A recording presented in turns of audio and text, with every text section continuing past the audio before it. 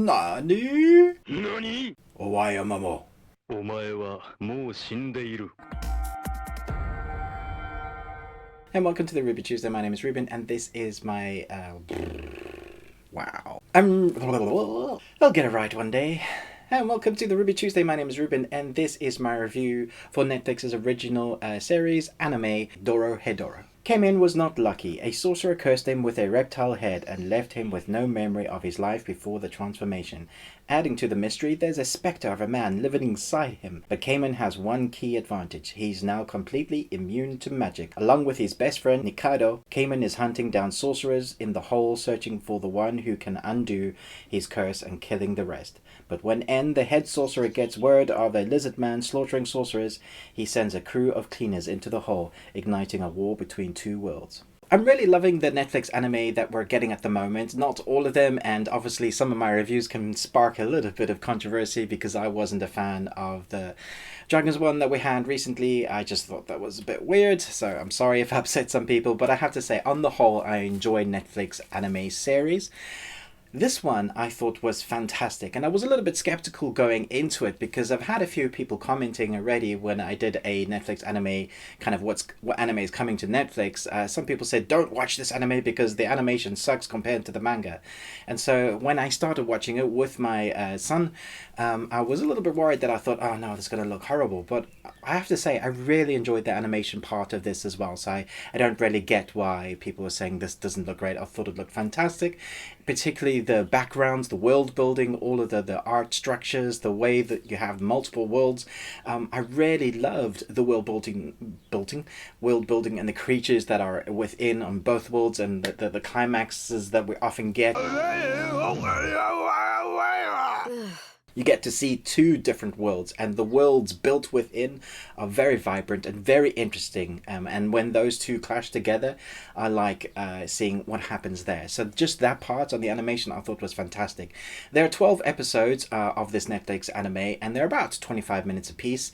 I would say do watch the end credits when you can, because it leads to some interesting animation.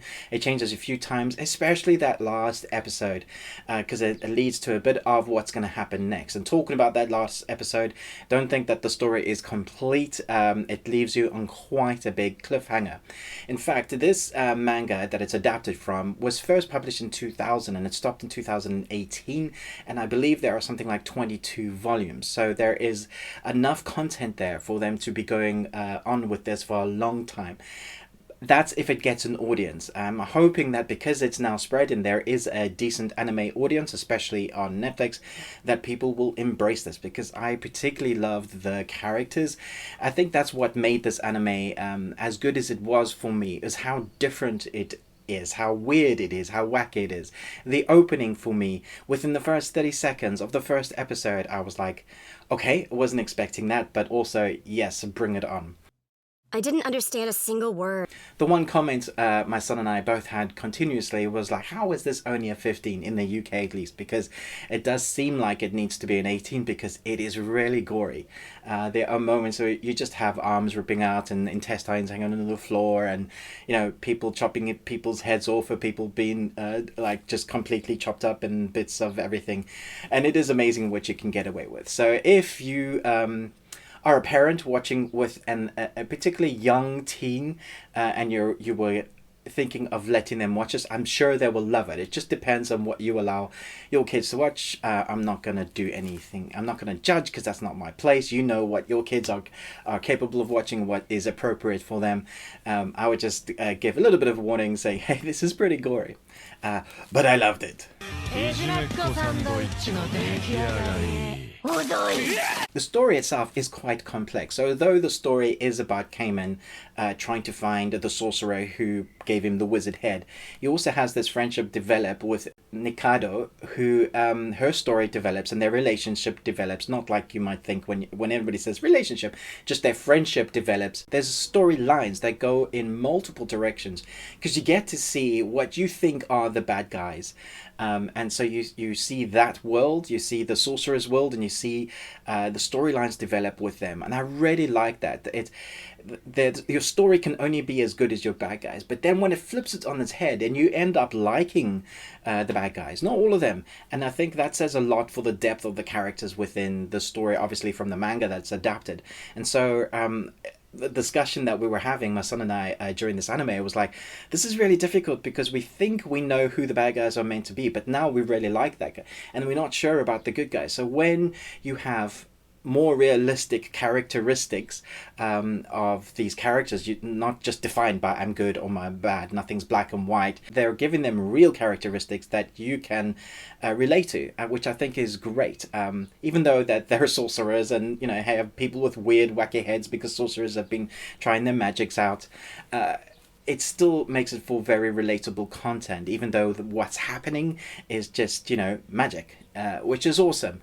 And then the stories do kind of converge, but there are a lot of tangents that the story seems to follow on, and I loved all of them. There wasn't a weak link in these 12 episodes, and I have to say a lot happens within these 12 episodes.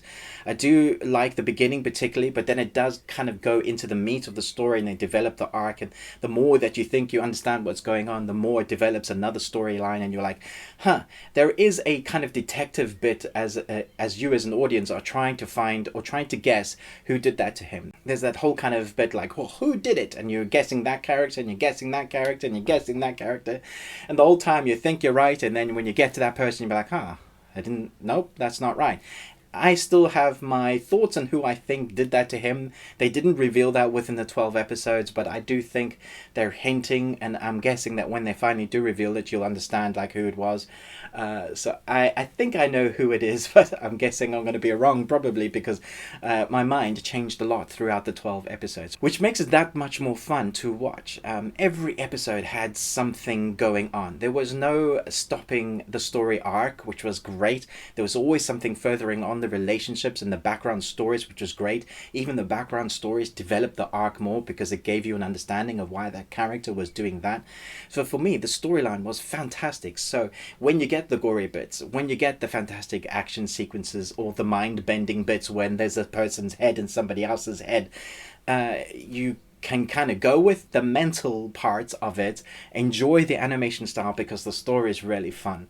It really makes me want to read the 22 volumes, but I kind of don't want to miss out on the animation style. So I'm kind of like, what do I do? Let me know if I should read the manga, if you read the manga.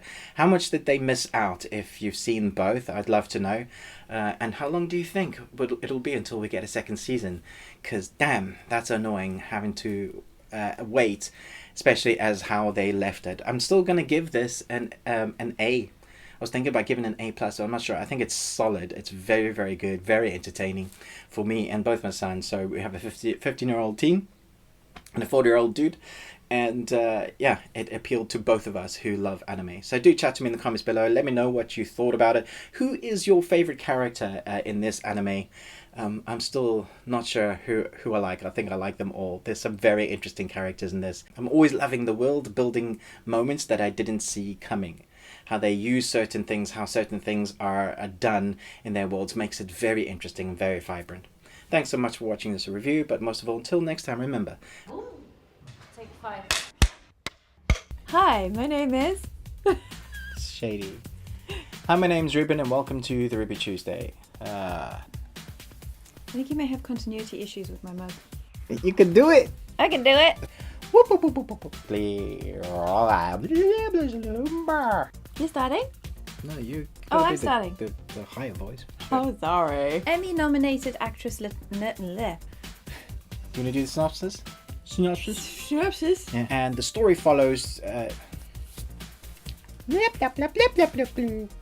Jen's husband. What? I guess humor. I gave him... Survivors worldwide. A Jimmy Jabber. Yeah. Wow. And welcome to the Ruby Tuesday. My name is Ruben, and this is my review. And welcome to the... Gosh. There isn't much... Gangs of London tells the story of London... Gangs of London tells the story of London... Live long and Tuesday.